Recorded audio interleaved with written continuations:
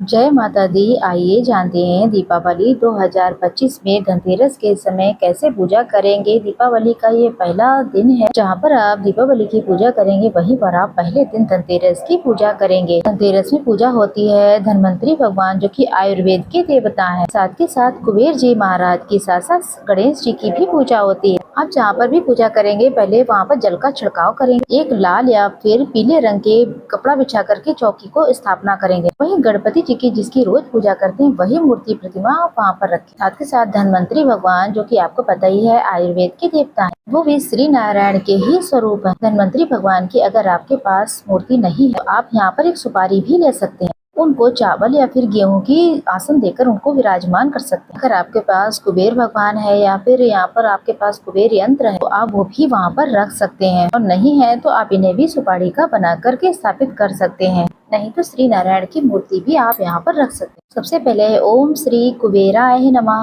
ओम महालक्ष्मी नमो नमः, धन्वंतरी भगवान की जय, ओम श्री गणेशाय नमः। ऐसी प्रार्थना करते हुए यहाँ पर सभी अपने पितृ के देवी देवताओं का ध्यान करते हुए ये पूजा शाम के समय प्रदोष काल में की जाती है। बाजार से जो भी चीजें आप लाए हैं उसमें पहले जल का छिड़काव करें। परिवार के साथ बैठकर इस पूजा को संपन्न करें। यहाँ पर पूजा करें उससे पहले यहाँ पर एक दीपक को प्रज्वलित करें। दीपक हमारी पूजा पाठ का साक्षी होता है। धूप यहाँ पर जलाकर रख लें ताकि यहाँ पर सुगंधित वातावरण बन जाए। सबसे पहले गणेश भगवान जी को ओम श्री गणेशाय नमः कहते हुए उनको फूल और चंदन समर्पित करें। फिर माता लक्ष्मी को सारी चीजें समर्पित करें। धन्वंतरी भगवान, कुबेर जी, जो कुबेर यंत्र है उस पर भी रोली, मौली, अक्षत सभी चीजें समर्पित करें। वस्त्र रूपी कलावा, पुष्प इत्यादि चीजें समर्पित करें। चित्र इत्यादि आपके पास जो भी है, जैसा है, जिस स्वरूप में है, भगवान जी को समर्पित करें। साथ के साथ आप इस दिन नई झाड़ू जरूर से खरीद कर लाएं, उसे भी पूजा स्थल पर रखें। इस दिन आयुर्वेद के देवता धन्वंतरी भगवान के निमित्त तुलसी का पत्ता, मुलैठी, हल्दी, नींबू,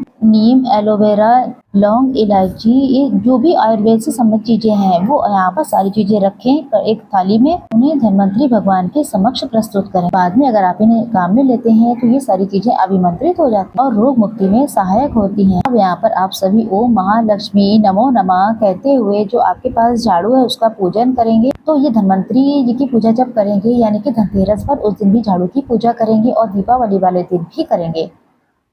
झाड़ू पर आप रोली, चंदन, मौली आदि चीजें समर्पित करें। साथ के साथ आपको बता दें मौली झाड़ू पर जरूर से बांध दें और पूजा स्थल पर इसे रखें। और आपको बता दें गणेश जी को दूर्वा जरूर से समर्पित करें। धन्वंतरी भगवान को और कुबेर जी को यज्ञोपवीत उन्हें जरूर से समर्पित करें। धनिया इसे जरूर से खरीद कर लाएं, उसे पूजा स्थल पर रखें। ये बहुत ही शुभ माना जाता है। और इस दिन अगर आपने चांदी या सोने का कोई भी आभूषण खरीदा या सिक्के इत्यादि खरीदे हैं तो वो भी पूजा स्थल में जरूर से रखें। कुल मिलाकर जो भी चीजें आपने खरीदी वो सारी पूजा स्थल पर रखें, जैसे कि कौड़ी, कमलगट्टा, सुपारी, गोमती चक्र आदि अगर खरीदे हैं तो पूजा स्थल पर जरूर से रखें। साथ के साथ अगर आपने कोई नया बर्तन खरीदा है, तांबा, पीतल, सोने का कोई भी बर्तन है तो आप वो भी रखें। उन पर भी रोली, चंदन लगा करके उन्हें पूजा करें। ये बहुत ही सरल सी पूजा होती है।